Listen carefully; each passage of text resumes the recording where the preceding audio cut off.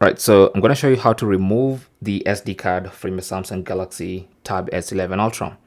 Now, before you can eject it, you simply need to go to the Files app, and in the Files app, just go to this left-hand side panel and select SD card. Now, once you select it, you should tap on the three dots in the top right corner and select Unmount. So that's going to unmount the SD card, and now it's safe to eject it. So now you want to grab your SIM ejector tool and then just push on this little hole at the top of the SIM tray. You can see the SIM tray right here.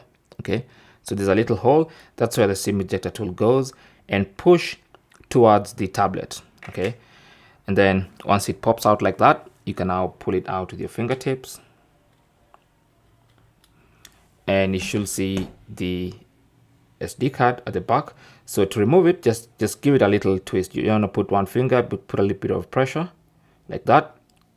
This the SD card will pop out, and then now you can remove it safely with your fingertip, and that's it.